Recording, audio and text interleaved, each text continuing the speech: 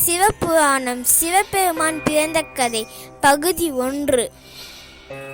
எல்லைகளுக்கு உட்படாத அபரிவிதமான சக்திகளை தன்னகத்தே கொண்டு எல்லாம் கொண்டவராகவும் ஆனால் எதிலும் பற்று இல்லாமல் அமைதியாக இருந்து யோக நிலையில் அமர்ந்து பல விளையாடல்களை புரிந்து சிவபெருமானை பற்றியும் அவரால் இயற்றப்பட்ட பல விளையாடல்களை நாம் இங்கு காண்போம்.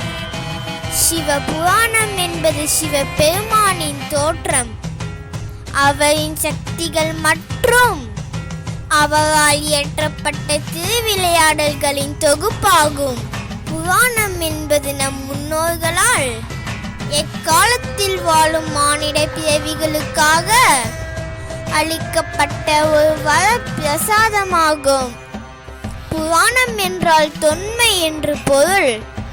பல பெருமைகள் கொண்ட தொன்மையான நம் நாட்டில் வாழ்ந்த முன்னோர்களால் எதிர்காலத்தில் நிலவும் சங்கடங்களை களையவும் வழியில் சென்று தீர்வு காணும் விதமாக இயற்றப்பட்ட கதைகளின் சங்கமமாகும்.